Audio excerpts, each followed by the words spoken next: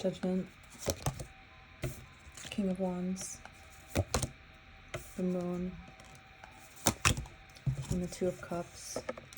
It looks like the person on your mind at this time is in heavy judgment, like this card says, about how they are feeling about you when they're alone. It's not about outside influences on how society might think about this connection. It's about how they actually feel. King of Wands is a fire sign.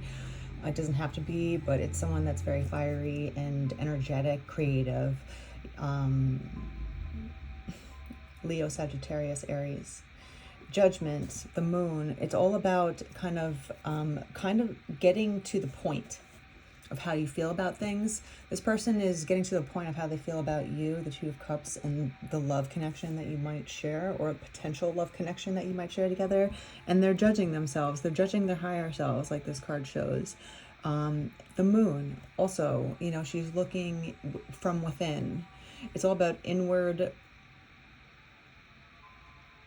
meditation on their own feelings of love, the Two of Cups. So how else is this person feeling about you at this time? Two of Wands. They're trying to plan it out on how they're going to approach this scenario with you.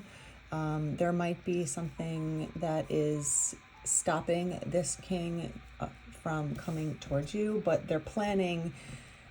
I heard escape route, but it doesn't have to be like that. I'm almost like, all right, I'm planning how to get out of my head. Escape route from like your inner thinking, in a sense. The Nine of Swords, exactly. Escape from their anxiety. For this scenario, for some reason, this scenario gives them anxiety.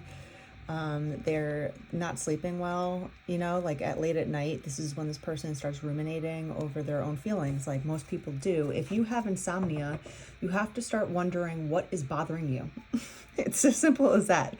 Doesn't mean that it's going to solve things immediately, and you might stay up late at night getting epiphanies that you don't want to stay up till 4 o'clock in the morning with, because all of a sudden you're getting all these downloads, insights on what is really truly giving you anxiety. What is making you feel so insecure?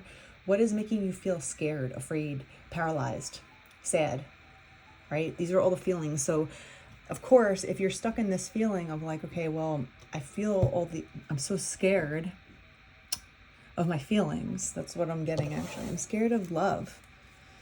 Some people might be scared of love if they're control freaks, or they just know, you know, everyone's like, well, I've been hurt before. Okay, we all have. That's the beauty of love, because we always need the dichotomy of life. If there's good, then there's also evil, right? If there's light, then there's also dark. There's happiness and there's also sadness. If we didn't have the contrast, we wouldn't know either or. It would just be as it is, right? So this person is starting to understand why they're feeling anxious. They're starting to go deep within them, judge themselves, the Moon at night, about why they feel all this anxiety about love. Yes, so you've been burned before. Don't make the same mistakes again. Don't rush into something, even if you feel that, like, rushing into something versus exploring, two different things, right? You can see someone for the first time and be like, wow, I really want to get to know them. I'm like almost in love with them already. I don't even know why I have all these feelings for them. I don't even know, right? That's you exploring your feelings. You rushing into it is, you know, you start talking to them, you flirt with them, you start talking to them on, you know, on a semi-regular basis. Then all of a sudden you get to hang out with them. That's progression forward and figuring out things along the way. Rushing into it is saying like, oh my God, I love this person. I don't even know them. I'm gonna ask them out immediately. I don't know about even if we have a friendship, but I want to ask them to marry me, right? All the foundation isn't put down first. They just rush into things because of their feelings. And it's like, okay, well, you can rush into the exploration of somebody and dating, right? But dating is just figuring out if you want to see them again. That's it. You know, and if you keep wanting to see them again and again, then you can keep exploring your feelings. You don't have to jump into things, sign contracts, you know, get a tattoo of some, you know, like, don't do all that. Just explore your feelings in a safe way where you can retract safely, respectfully. If you feel like this isn't a good connection for you, you give yourself the space and the time to know for sure if you want to dive into the deep end or not with this person, right? So I feel like this person has jumped too fast into the pool of, you know, of love, and they got burned. And that's what happens. Like you think you're going after your emotions and you think you love them, but you almost love your projection, what you think this person is versus the reality of what this person is. So you bypass all of that by going slow. Not to mean that you don't take steps forward. You talk to them, you try to see them on a daily, you know, on a regular basis. You know, you have constant communication, or you're developing a rapport. That takes it slow, but you're also investigating and enjoying the excitement of love too, because a lot of people forget, like, oh yeah, well, I was in love once and she ruined me, right? Like she broke my heart into smithereens. I'm never going to do it again. And it's like really unfair to you and everyone else, because not everyone is the same. You think every single woman is the same? You think every single woman is going to treat you the same way, or every single man is going to treat you the same way? If you find yourself in cycles of finding the same kind of personality, you have to start looking within you and being like, what am I projecting to the world that's always attracting this type of person, always attracting a narcissist, always attracting a bitch, or whatever it is, right? A cheater. You're emulating some kind of energy that's attracting that in. That doesn't mean that every single man is a cheater, right? You can't expect everyone to be the same. So again, with love, it's like, okay, yeah, I've been burned and that hurt a lot. That took me years to get over on every single level. I'm never going to put myself in that situation again, but you never think about the positive aspects of real love. You know, finding that real connection, you know, holding hands with someone that you absolutely will never, confirmation, absolutely, you know, like where you hold someone's hand and you never want to let it go because you feel at home with them. They lift you up. They make you feel secure. They don't give you feelings of anxiety at night, because you know, at least even when life drags you through the mud, you have someone putting their hand on your shoulder or your back and being like, I got you. It's like all of a sudden I got like a parent almost, you know, teaching their kid how to roller skate, and then the kid has to go and skate on their own. But the parent's right behind them being like, if you fall, I'm right here for you. It's okay. You know, that kid develops a lot of security, a secure attachment, but also a confidence in the world, knowing that I'm not alone. Even if I make mistakes, which I will, because we're all human. When we go through the learning process of going through our mistakes, we have someone there to witness us in our good and our bad states, and also to help us when we can't lift ourselves up by ourselves. That is a friend, that is someone, a lover, that is a family, that is whatever you want to call it, right? So we have to remember that finding love gives us a lot of positive benefits, even just the physiological benefit of hugging somebody. You know, we think it's just a flip and hug, but that could calm our nervous system down, de-stress ourselves. It makes us feel consoled if we're sad. You know, there's so many, or if we're happy and we're hugging someone and we're crying out of happiness, right? Like there's so many positive aspects to real, genuine, respectful love.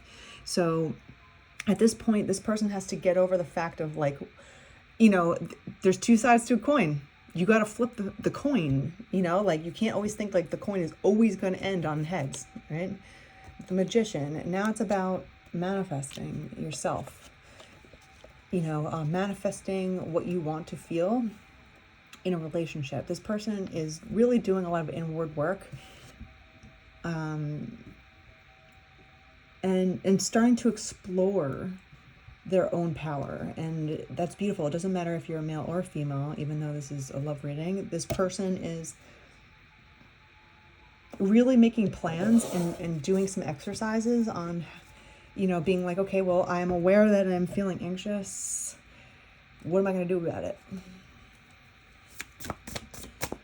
So what else? How else did I feel about you?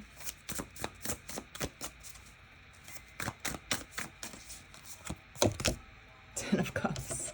We have the Two of Cups and the Ten of Cups on the board. I just got the chills. I got goosebumps in my arms with that one. This person definitely has a strong feelings for you. They do love you. They do want to see you through here. You might be opposites, like this card shows. Like person might be darker skinned, one might be fairer skinned, or even just personality wise, opposites attract. And when it works swimmingly well. But if it doesn't work between you two, then you clash. But opposites attracting each other and working well can get you this 10 of Cups, right? It's every color of the rainbow. You are beautifully bound by love and connection and security. You hug each other and you don't let go. And then you look at the fruits of your love together, whatever that is, family, pets, life. The Hermit. We have the Hermit, the Moon. This person, even though they feel so much about you, they are not saying a peep. They're just kind of thinking about things when they're alone. One more.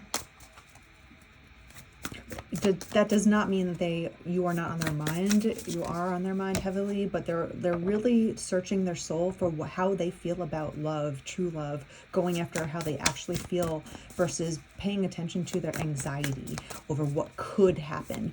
This is the thing, if you have anxiety over what could happen, right, which is what anxiety is, you're suffering the effects of what could happen already. So basically, you are giving yourself the problem before the problem occurs. Your body is feeling all the shitty feelings about what could happen before it even does happen, or before even it might happen.